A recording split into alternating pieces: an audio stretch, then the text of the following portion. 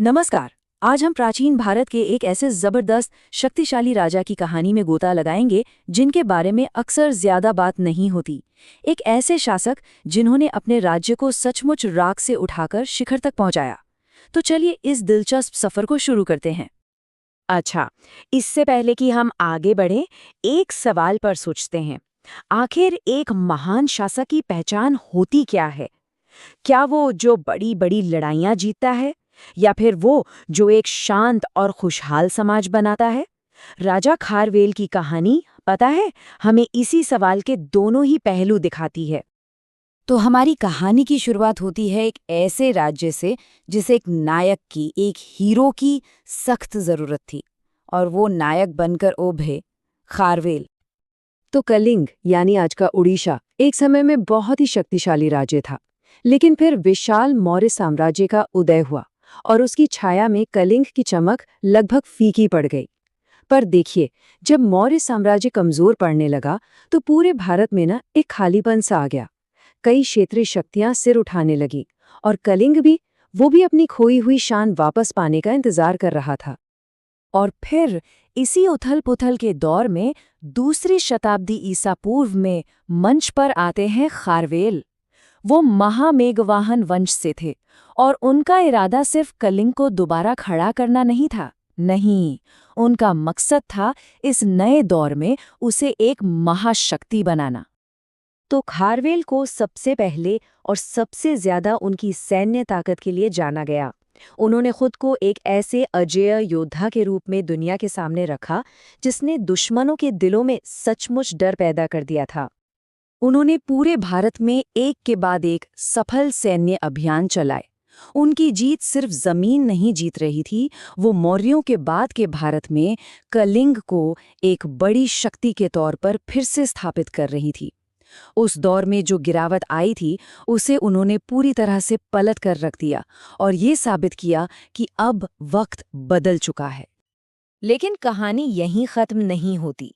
असल में यहाँ से तो और भी दिलचस्प हो जाती है। खारवेल सिर्फ एक योद्धा नहीं थे। उनकी पहचान इससे कहीं ज्यादा गहरी और कह सकते हैं जटिल थी। चलिए अब उनके शासन के दूसरे पहलू पर नजर डालते हैं। यहाँ खारवेल की कहानी एक बहुत ही दिलचस्प मोड़ लेती है। जैसा कि हम देख सकते हैं, उनमें दो बिल्कुल अलग-अलग व्यक्तित्व एक साथ रहते थे। एक तरफ वो महान विजेता जिसने युद्ध के मैदान में अपनी धाक जमाई, तो दूसरी तरफ वो कला, धर्म और अपनी प्रजा के एक बहुत बड़े संरक्षक थे। खारवेल एक बहुत ही धर्मनिष्ठ जैन थे। वो सिर्फ अपने धर्म का पालन ही नहीं करते थे, बल्कि उन्होंने जैन तपस्वियों को पूरा समर्थन भी दिया। इसका सबसे बड़ा सबूत हमें उदयगिरी की पहाड़ियों में मिलता है, जहां उन्होंने तपस्वियों के रहने के लिए कई गुफाएं बनवाईं। और उनका ये विजन सिर्फ धर्म तक ही नहीं रुका। उन्होंने अपनी प्रजा की जिंदगी को बेहतर बनाने के लिए बहुत ठोस काम किए। सड़कें बनवाईं, बगीचे लगवाएं और सबसे जरूरी, खेती के लिए सिंचाई की व्यवस्था की, जिसने राज्य को अमीर बना दिया। और हाँ, साथ ही उन्होंने संगीत और नृत्य जैसी कलाओं को भी खूब बढ़ावा दिया। उनके शासन में कलिंग एक बहुत बड़ा ट्रेडिंग हब, मतलब एक व्यापारिक केंद्र बन गया। खास तौर पर दक्षिण पूर्वी एशिया के साथ समुद्री व्यापार खूब फला फूला। सोचिए, यहाँ से कपड़ा, मसाले और यहाँ तक कि हाथी भी बाहर भेजे जाते थे, जिससे राज्य की अर्थव्यवस्था बहुत ज्यादा मजबूत हो गई। अब सवाल ये उठता है कि हम खारवेल के बारे में ये सारी बातें इतने भरोसे के साथ कैसे जानते हैं? इसका जवाब एक पत्थर में छिपा है। एक ऐसी कहानी जिसे खुद खारवेल ने आने वाली पीढ़ियों के लिए पत्थर पर लिखवा दिया था। एक ऐसा पर्सनल रिकॉर्ड जो समय की हर कसौटी पर खरा उतरा है। ये है हाथी गुम्फा शिलालेख। ये 17 लाइनों का एक शिलालेख है जो उदयगिरी की गुफाओं में मिला है।